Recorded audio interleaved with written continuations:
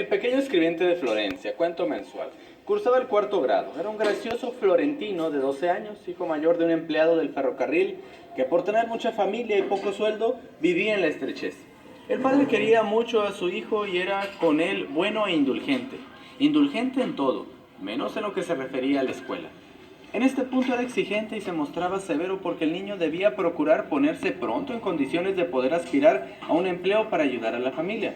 Y para adquirir los conocimientos indispensables era necesario que pusiera el mayor empeño y no desperdiciara un minuto. Y aunque el chico estudiaba mucho, el padre siempre lo exhortaba a que se esforzara.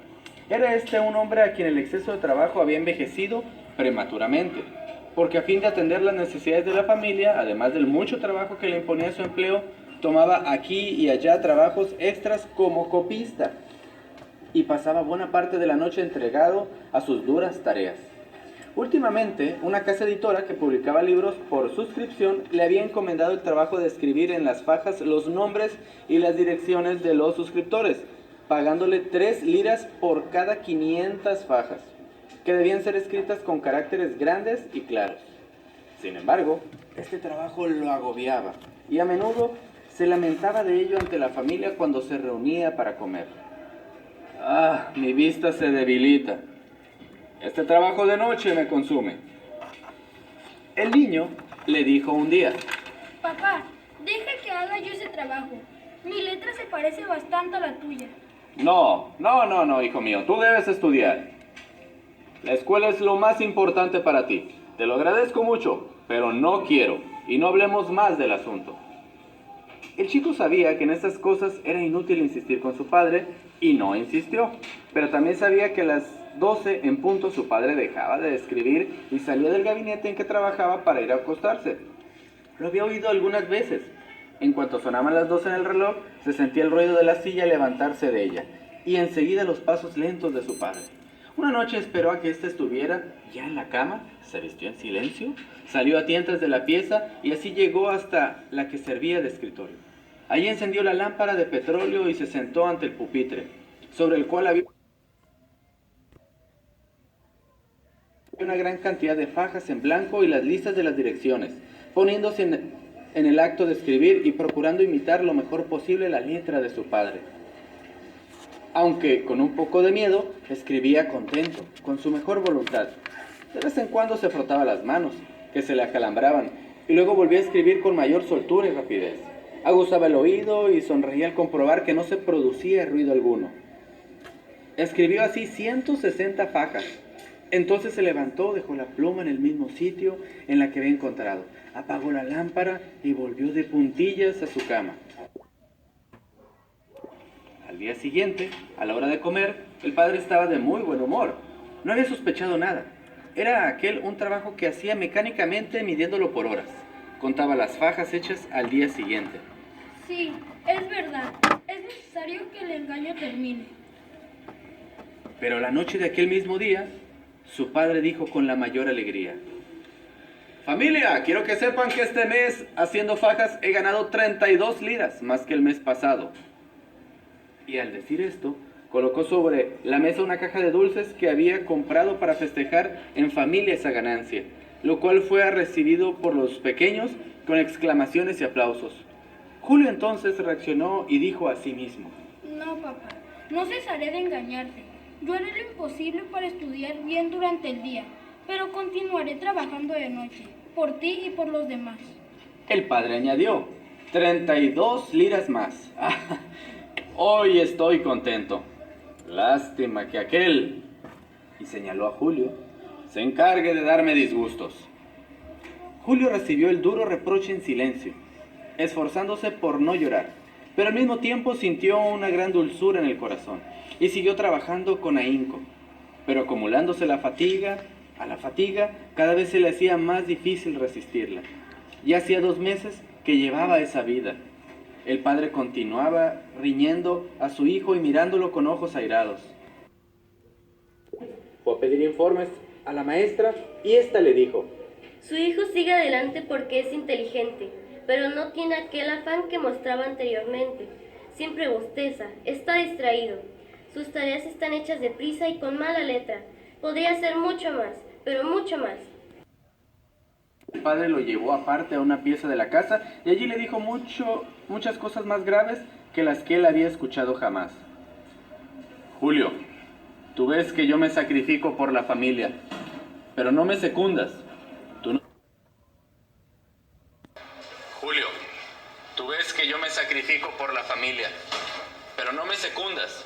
Tú no tienes corazón para mí, para tus hermanitos, ni para tu padre. Papá, no digas eso.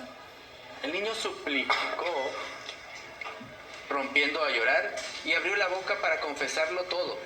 Pero su padre, sin darle tiempo, continuó.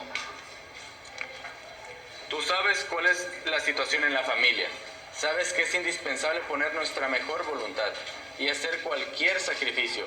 Yo mismo no he vacilado en recargarme de trabajo. Este mes contaba con que en el ferrocarril me darían una gratificación de 100 liras, pero hoy supe que no recibiré nada.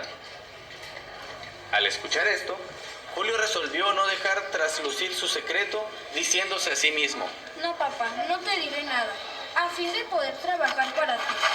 Es cierto que te disgusto en un sentido, pero te compenso ampliamente en otro. Siempre estudiaré lo bastante como para pasar de grado.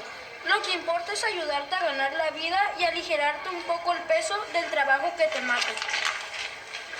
Y siguió adelante. Pasaron otros 2 meses de trabajar de noche, flaquear de día, de esfuerzos sobrehumanos del chico y de reconvenciones amargas del padre. Pero lo peor era que poco a poco se iba enfriando con el niño. Solo le hablaba cuando no podía evitarlo, como si se tratara de un muchacho de quien nada se pudiera ya esperar. Julio lo advertía y sufría en silencio. Con las penas y la fatiga enflaquecía y perdía el color, y cada vez se encontraba en peores condiciones de atender sus estudios como quería. Sabía perfectamente que llegaría un día en que no podría seguir, y todas las noches se decía: Esta noche no me levantaré. Pero en cuanto sonaban las 12 sentía como un remordimiento. Le parecía que siguiendo en la cama faltaba a un deber. Y se levantaba diciéndose a sí mismo que la noche menos pensada su padre se despertaría y lo sorprendería, y que entonces todo terminaría naturalmente sin la intervención de su voluntad, cosa que no se sentía con valor suficiente para hacer. Y de este modo todo continuaba igual. Pero una noche, mientras cenaban, pronunció su padre unas palabras que para él fueron decisivas. Su madre, al mirarlo, lo había encontrado más descolorido y más alicaído que de costumbre, y le dijo a su esposo: Julio está mal, mira qué pálido está. ¿Qué tienes, hijo? El padre le dirigió una mirada fría y dijo: es la mala conciencia que hace la mala salud. Bien sano estaba cuando era un buen estudiante y un hijo cariñoso. Pero es que está enfermo de verdad. ¿Y a mí qué me importa? Estas palabras fueron para el pobre niño como una puñalada en el corazón. Ya no le importaba. Su padre, que antes temblaba con solo oírlo toser, ya no le tenía, pues, el menor cariño. No, padre mío.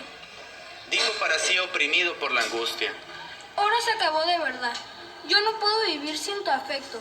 Todo lo diré, no te engañaré más y estudiaré como antes. Necesito que vuelvas a quererme como antes, padre mío. Esta vez no me volveré atrás. Aquella noche se levantó porque deseaba despedirse de aquel cuartito donde había trabajado en secreto. Pero cuando volvió a encontrarse sentado ante la mesa y vio a un lado un gran montón de aquellas fajas, se sintió presa de una gran tristeza. Y con impetuoso ademán tomó la pluma y recomenzó el trabajo de costumbre. Pero al tender la mano tropezó con un libro y este cayó al suelo. Julio, sobrecogido, contuvo la respiración.